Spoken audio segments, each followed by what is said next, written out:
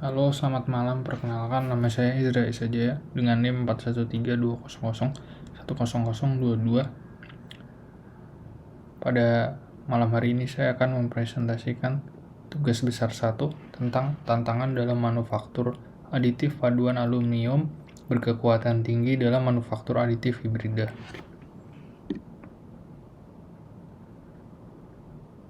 Untuk definisinya, aditif manufacturing adalah proses pencetakan secara 3 dimensi yang dapat mencetak bagian yang kompleks secara geometris untuk diproduksi lapis demi lapis berdasarkan data 3 dimensi yang dihasilkan baik dengan memindai objek fisik atau menggunakan perangkat lunak desain. Selanjutnya, ada 4 aplikasi dari aditif manufacturing. Yang pertama adalah otomotif, yang kedua luar angkasa, yang ketiga biomedis, yang keempat barang-barang konsumsi atau keperluan, dan lain-lain.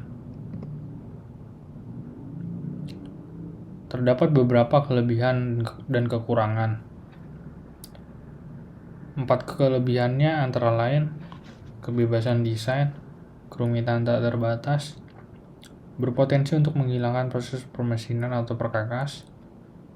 Selanjutnya desain lebih ringan. Lalu ada juga kerugian atau kekurangannya seperti tingkat pembuatan yang lambat, biaya produksi tinggi, diperlukan usaha yang cukup besar untuk mendesain aplikasi, proses produksi yang terputus-putus, ukuran komponen yang terbatas.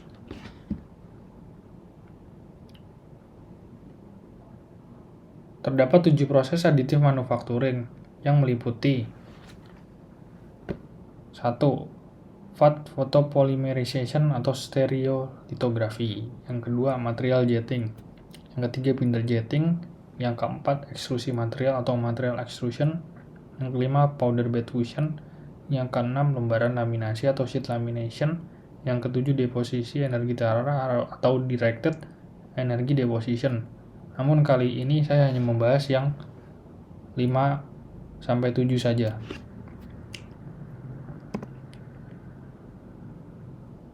Selanjutnya, saya akan memperlihatkan sekilas.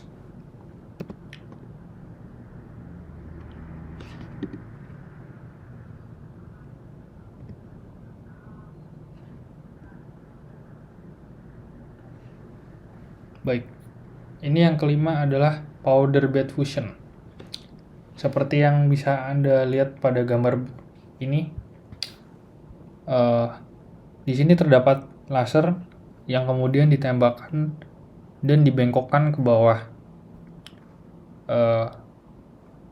Terdapat roller juga yang berotasi dan bisa berputar. Lalu pada bagian bawah terdapat feed cartridge. Ada juga build platform. Di sini terdapat powder bednya. Terdapat 3 tahapan. Selective laser sintering atau SLS, yang kedua selective laser melting atau SLM, dan yang ketiga electron beam melting atau EBM. Yang keenam adalah sheet lamination. Seperti yang Anda bisa lihat di gambar, ini lasernya juga dibengkokkan ke bawah. Namun di sini terdapat perbedaan sama yang tadi. Kalau yang ini ada motornya, jadi cerminnya bisa bergerak. Lalu di sini ada material spotnya juga, ada 2 buah. Terus di sini ada build platformnya juga. Kalau metode ini menggunakan lembaran logam. Sinar laser memotong kontur setiap lapisan. Lalu ada lem yang diaktifkan oleh roll manas. Yang ini adalah rollnya. Yang ketujuh adalah deposisi energi terarah atau directed energy deposition. Yang ini juga pakai laser juga. Namun yang ini ada power feed nozzle. Ada juga powder stream yang ini gerakan terhadap arah sumbunya XYZ. Yang ini ketebalan lapisan-lapisannya, yang ini kelebaran tracknya. Nozzle-nya bisa dipindah-pindahkan ke berbagai arah, jadi nozzle-nya ini sangat fleksibel. Lalu ini juga bahannya juga dilelehkan dengan menggunakan sinar laser yang merah ini atau sorotan elektron. Berikut adalah gambar presentase dan statistik.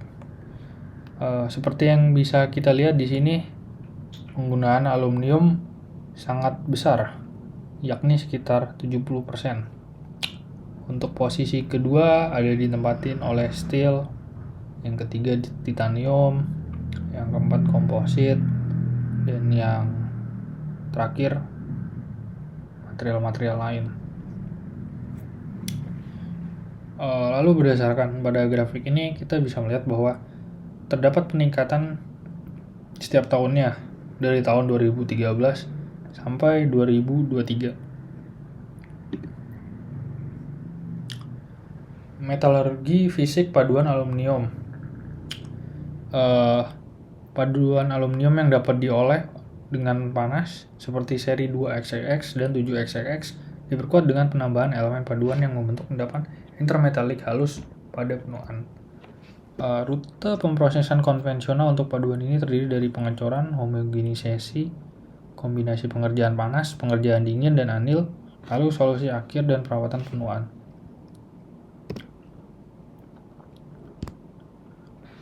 Selanjutnya,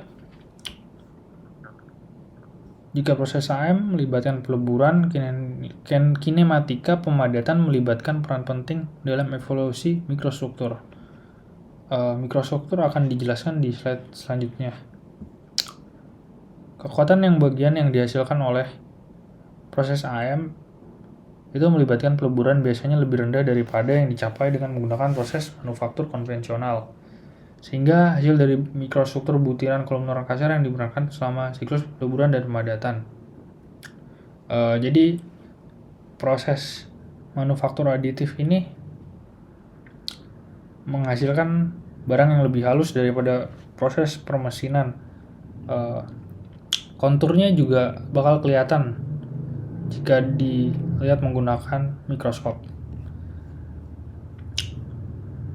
Struktur mikro ini menghasilkan sifat mekanik anisotropi dan mengandung cacat metalurgi seperti retakan solidifikasi.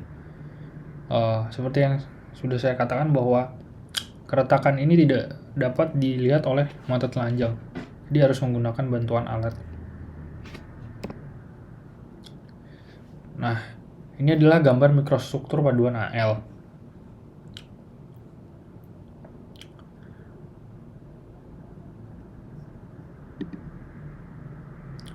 Selanjutnya adalah gambar mikrograf SEM. Pada gambar ini, keretakan-keretakan yang ditimbulkan oleh macam-macam AL aluminium itu berbeda-beda.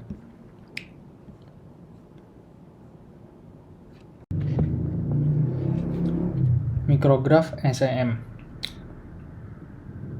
SEM atau Scanning Electron Microscope adalah jenis mikroskop elektron yang menghasilkan gambar sampel dengan memindai permukaan dengan berkas elektron terfokus. Elektron berinteraksi dengan atom dalam sampel, menghasilkan berbagai sinyal yang berisi informasi tentang topografi permukaan dan komposisi sampel. Jadi topografi permukaannya juga bisa terlihat secara jelas dengan menggunakan SEM ini. Makanya detail-detail kecilnya pun sangat kelihatan. Lalu selanjutnya adalah penggunaan AR atau N untuk menghasilkan peningkatan sifat mekanik, yaitu masing-masing 20% dan 50%. Terjadi peningkatan kekuatan tarik dan lulu ultimate dan perpanjangan 2 kali lipat jika dibandingkan dengan proses yang sama yang dilakukan tanpa gas pelindung. Menurut International Academy for Production Engineering atau CIRP, definisi proses manufaktur hybrid itu proses manufaktur yang didasarkan pada interaksi simultan dan terkontrol dari mekanisme proses dan atau sumber energi atau alat yang memiliki efek signifikan pada kinerja proses. Lalu selama beberapa tahun, proses manufaktur hibrida juga diimplementasikan dalam berbagai teknik, seperti deposisi plasma hibrida dan penggilingan, manufaktur berlapis hibrida, dan pengelasan dan penggilingan 3 dimensi. Lalu proses manufaktur hybrid juga dibagi menjadi beberapa jenis utama, yaitu hybrid subtraktif, hybrid transformatif, hybrid additif plus subtraktif, hybrid joining plus subtraktif, hybrid additif plus transformatif, dan hybrid subtraktif dan transformatif. Lalu karena proses AM masih memiliki akurasi geometris dan kualitas yang terbatas hubungan dengan proses manufaktur konvensional atau CM, operasi CNC sering diterapkan sebagai langkah pasca pemrosesan dalam proses hybrid AM untuk menghilangkan kekerasan permukaan, peningkatan akurasi dimensi, dan menghapus struktur pendukung. Jadi, dengan menggunakan proses ini, kita bisa membuat struktur yang rumit dan juga bisa menghilangkan struktur juga yang tidak perlu. Kurang lebihnya seperti itu. Lalu ini adalah gambar proses hybrid AM untuk paduan AL berkekuatan tinggi. Pada gambar A ini ada sistem CNC, ini ada kawat, laser generator, scanning direction, arah scanningnya. Ini adalah sumbu Z vertikal. Ini adalah welder, alat las, thick torch deposit layer. Lalu pada gambar B, bagian-bagiannya ada extrusion chamber, wire feeding, abutment, optional outlet, extrusion head, dice, dan ini welding direction, arah pengelasannya. Kesimpulan, proses AM ini bisa menghasilkan retak, biling, oksidasi, dan juga yang lain-lain. Itu tersebut juga dapat diminimalkan. Dalam beberapa tahun terakhir, proses hybrid AM dikembangkan dan dipakai pada perusahaan kedirgantaraan, termasuk Boeing dan Airbus. Di masa depan, pengembangan proses hybrid AM dapat digunakan pada skala yang lebih besar dan bisa diintegrasikan lebih lanjut pada industri 4.0. Lalu proses hybrid AM juga bisa menghasilkan campuran aluminium lebih banyak lagi untuk lebih efisien, terutama di industri aviasi atau luar angkasa. Berikut adalah daftar pustakanya. Sekian dan terima kasih.